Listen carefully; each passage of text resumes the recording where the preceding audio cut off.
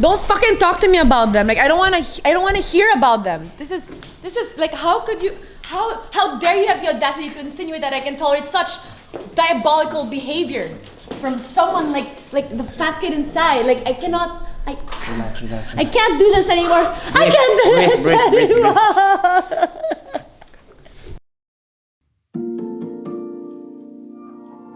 I realized that I've been creating content now online for about 8 years, and I never really explained what I do or why I do it. I get a lot of questions online. Why am I not on TV? Do I edit my own videos? What kind of apps do we use to edit our videos? And more importantly, what is my job? So this video is gonna explain all of that and a little bit more, but first, here's a brief background of how The Fat Kid Inside came to be.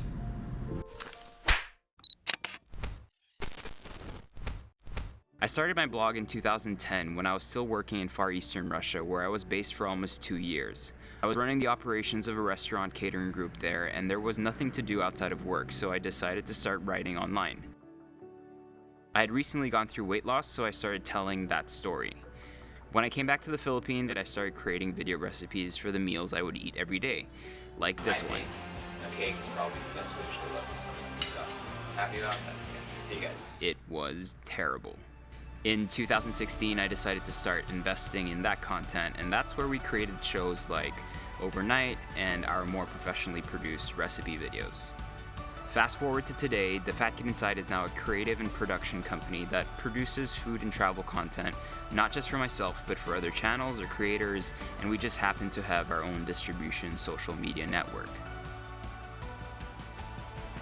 I had to set this up because I knew from the onset that I didn't want to vlog. I just don't have the personality for it. I've tried multiple times and I always failed dramatically. So I wanted to create videos that are a bit more story driven, that had a narrative, that followed certain formats, that got closer to what you would probably see on TV, but that retained that online feel and grit.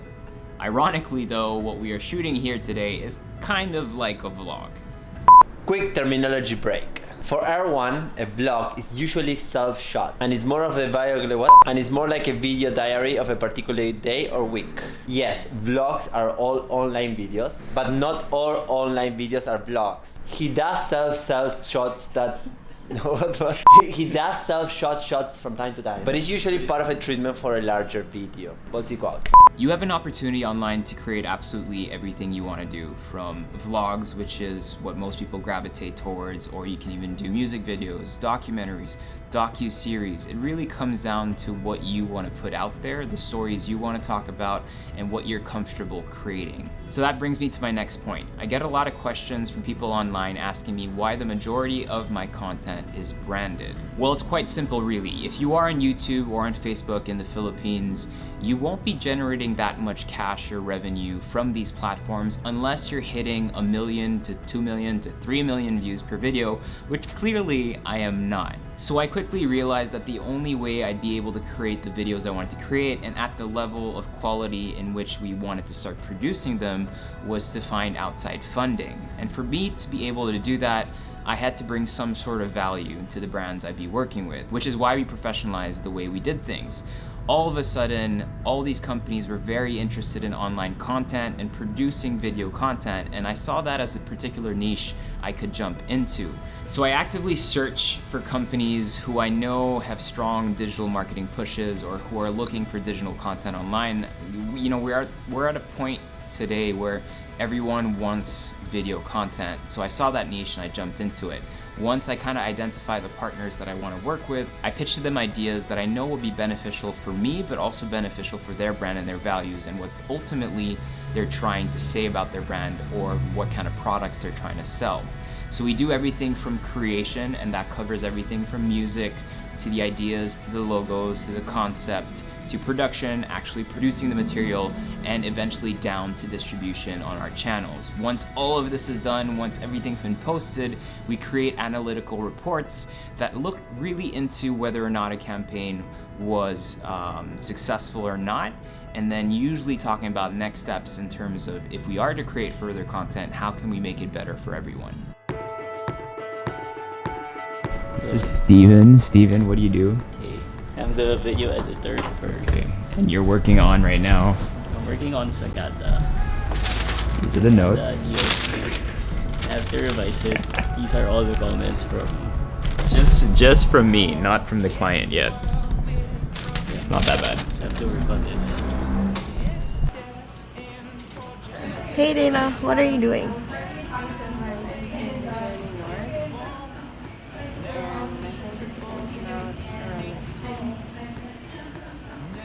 Hey Nikki, what are you doing?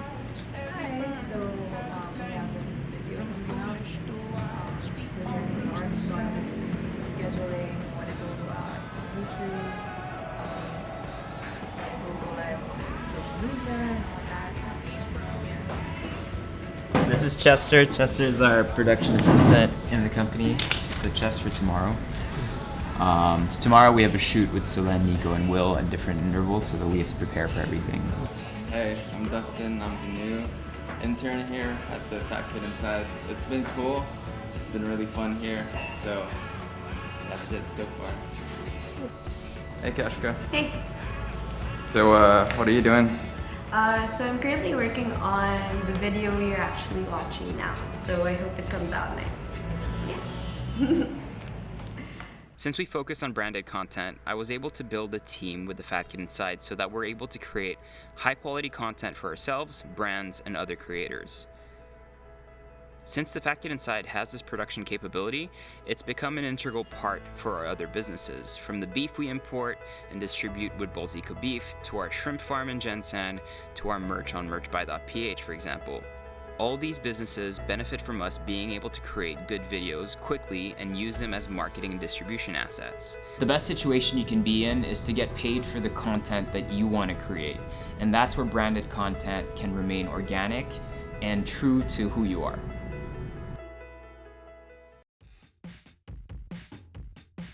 Alright, so right now it's about 7:30 p.m. I'm doing our last minute checks for our big trip to Bohol. Important checklists when we're doing these travel things is one, all our gear, because there's no way, especially in the provinces, that we will be able to get replacement gear, replacement lenses, extra cables that we might need, extra batteries, so we bring absolutely everything with us. It's tons of equipment, but we try to travel as light as possible still. In this particular case, we're doing some underwater stuff, so we have to bring all our underwater gear, including our fins and masks, and our housings and stuff like that. So yeah, that's about it. So I'm gonna kind of bring you with us. It's gonna be a little weird, because I'm gonna be documenting our documentation. It's like a full circle kind of thing.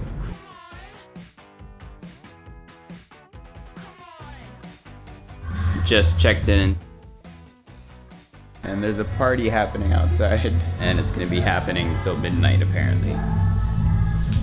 So I am exhausted, as you can tell. This is pretty much the flow.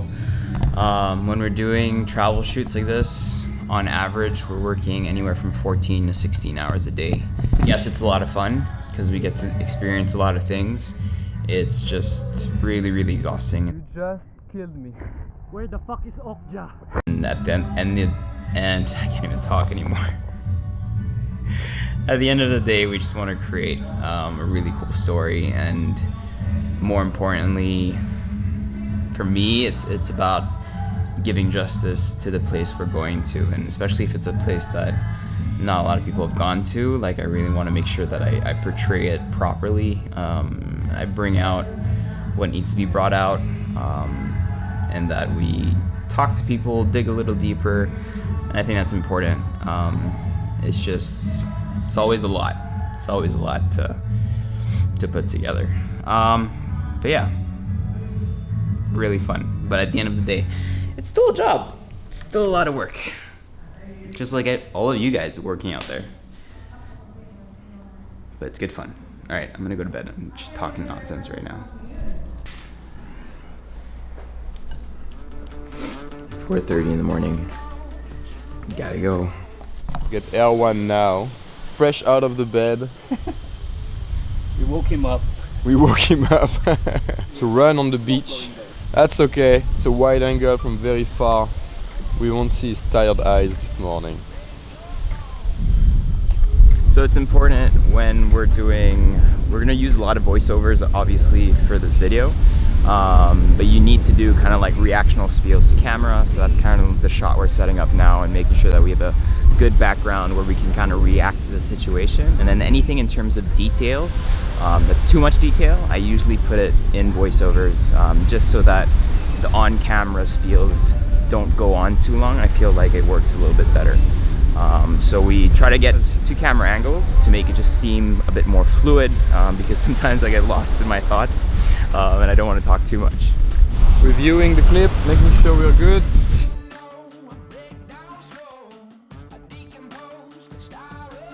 So right now, before heading to Alicia, quick lunch, 3:30 p.m. I'm starving. We haven't eaten anything since this morning. This is a testicle. This is a white guy. And this is a white guy who's not gonna eat the testicle. Who's about to This try. is a white guy who just did it. No fucking way, man. Dude, just take this. No. No. I ain't trying that, alright?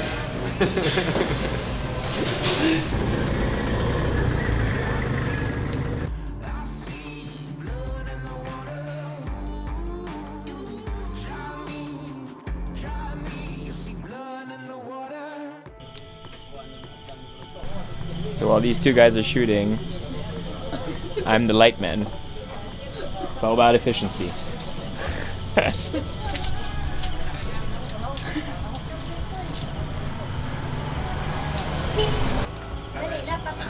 One of the behind the scene also, that's what happened when you're traveling with Erwan.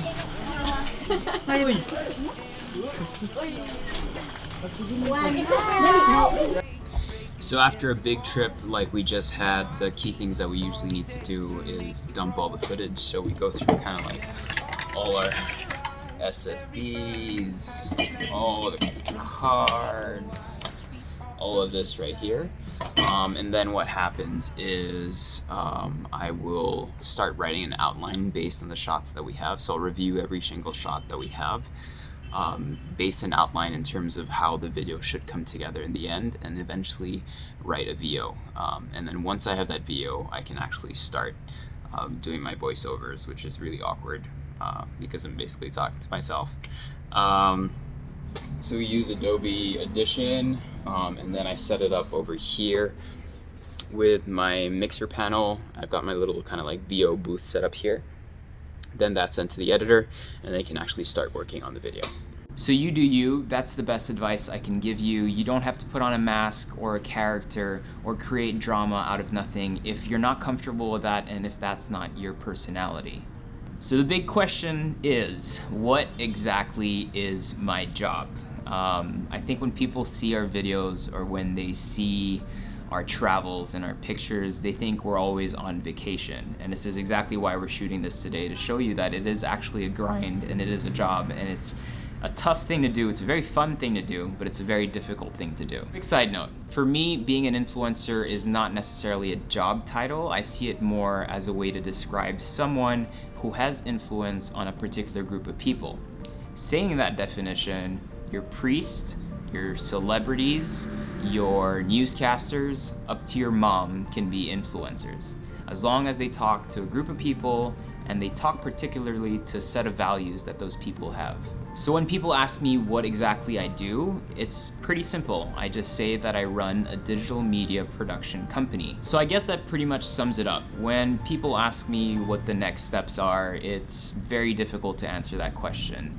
In the online world, especially with what we're doing, there's no way I can give you a 10-year plan trajectory. There are certain objectives and goals that I have, obviously, and those are things like trying to work on documentaries or docu-series or full-feature documentaries, and just kind of pushing what I'm doing online, but getting better at it. Eventually getting to a point where big networks pick you up because they trust the production value, your narrative, your storytelling, and how you put shows together. At the end of the day, you want to create something that brings value to other people while they're watching it, or can actually help people that would benefit from being featured in the type of content that we're putting up online. I personally don't think we're quite ready yet. I think we have a lot to learn, but that's one of the things I love the most, is that things online change so quickly, so it's a continuing educational process, not only for me, but everyone that's in the team. That was it. Thanks for watching, guys. I really appreciate you dropping by, whether you are a new subscriber